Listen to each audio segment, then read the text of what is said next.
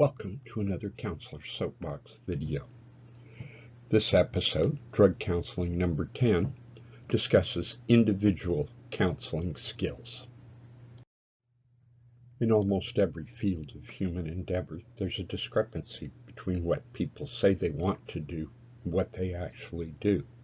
One of the things drug counselors need to do is enhance the motivation for their clients.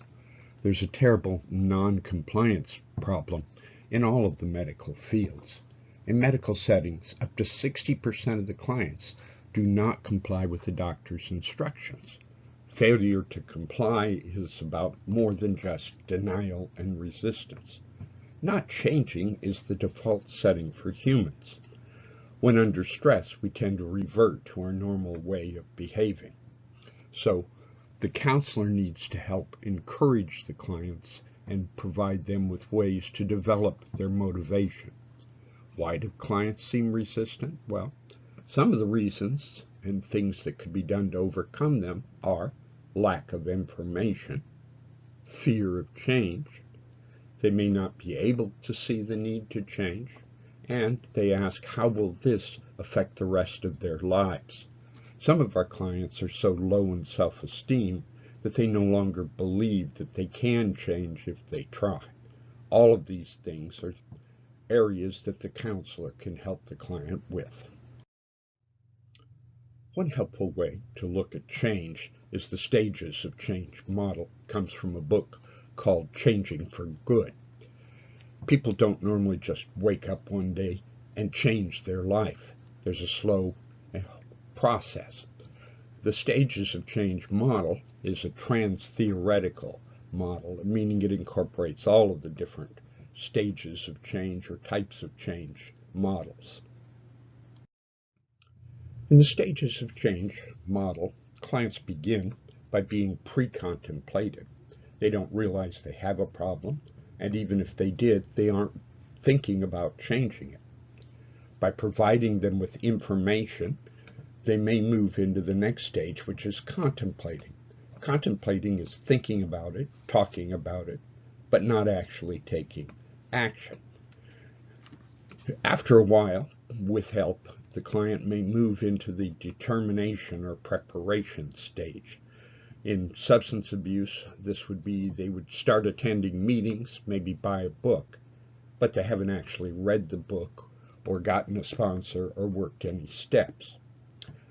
After some period of time, those people who do change get into action. They begin to take steps, work the 12 steps or go to therapy. They begin to look at themselves and work on changing their behaviors. Eventually, people begin to see the results of their change. Some people, after they've stopped using, will say, well, I haven't had a drink in a month, I'm cured. Unfortunately, when they stop doing action steps, many of those people move directly into relapse. Ideally, in the stages of change model, we want people from action to move into some form of maintenance. People who stay connected to whatever helped them get better, going to 12-step meetings and working their steps, having a sponsor, seeing a counselor or therapist, or spiritual activities. People who continue these steps and these processes are in maintenance, and that maintenance keeps them clean and sober as the habit of not using or drinking becomes permanent. Those people who discontinue these activities frequently move from there back into relapse and may repeat the entire cycle multiple times. How does the counselor help the client move through these stages of change? Well, when a client is pre-contemplative, the main thing that the counselor wants to do is provide education and information. Since the client isn't ready to make changes, you don't force them or attack them for their current behavior, but simply give them additional information to help them start thinking about this process of change. When the client moves into the contemplation stage, the counselor assists this process by helping the client explore their ambivalence. You might walk them through what is a typical day for you. There's a thing called decisional balance, in which you ask them, what are the good parts of using or drinking? What are the bad parts of this issue? What would be the good parts of changing? What might be the problems with changing? And as they begin to explore these issues, they are able to make decisions about what they want to do. As the client moves into the preparation stage, the counselor begins to have a conversation with the client. Much of this conversation is listening to what the client has to say. Questions you might ask are, what are the goals you are considering? What steps would you try? What else are you thinking of doing? And are you willing to try? And the counselor might provide some suggestions. Once the client moves into the action stages of change, we begin to see alterations in their behavior and their thinking. It may be helpful to divide action into two groups, early action and late action. Initially, the client is learning about new skills. They're getting rid of the drugs or the alcohol in their environment, and they may get rid of beer or pot-themed mementos. They may begin to attend some meetings, get a book, or get a sponsor. As they move into later action, they begin to practice the new skills they've developed. They study the book, they work the steps, and they begin to develop new, clean and sober friends. They may also make other changes in their lifestyle. They may exercise, they may attend school, look for a job, work on relationships, and so on.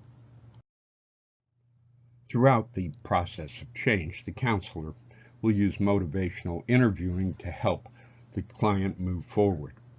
It's used to explore and resolve ambivalence, build hope, elicit change talk. The counselor should avoid confrontation and avoid labeling the client. If the client chooses to use labels, that may be all right, but the counselor should not impose them on the client. And it's important that the counselor not fall into the trap of arguing with the client. Other traps to avoid are question-answer, especially if you ask closed questions that can be answered yes or no. You don't want to ask a question, they give an answer back and forth like a tennis match. You also need to be careful to avoid the confrontation denial trap. And clients are common to engage in with themselves yes but or no but thinking. Whenever you hear that but, disregard the first part of the statement, because what they really believe are the second parts, the after the but part. The counselor has to be careful not to assume too much of an expert role. The client is the expert on their life. Labeling can be harmful, and it's important to avoid premature focus, looking at the results that will be achieved by sobriety 5 years down the road rather than now. It's also important to avoid traps that involve emotions like blaming, guilt, and shame.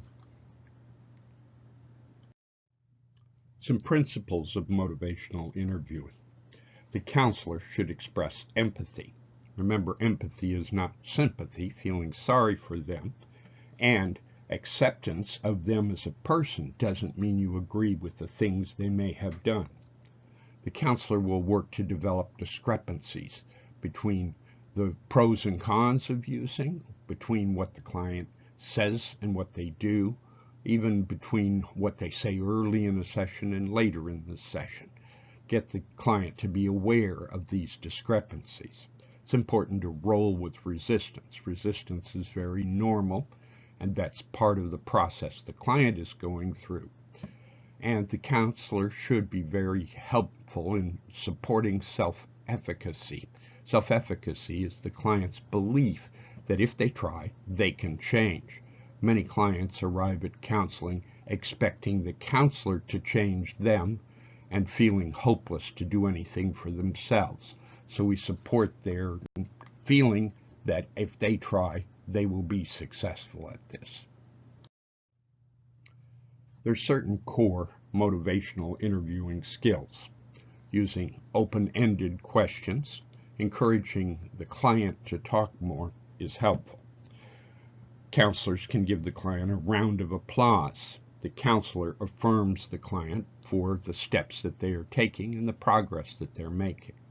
The counselor should also use reflective listening. You reflect back to them the feelings you hear in what they're saying, and you reflect back the meaning that you also see in what they're talking about. The counselor may do some summarizing, taking longer stories and condensing them into what the real meaning is of that life event for this client. It's helpful sometimes to measure readiness to change. There are several ways of trying to measure this. One is the decisional balance technique. How important is this? What are the good parts of using? What are the good parts of quitting? What are the bad parts of using? What are the bad parts of quitting?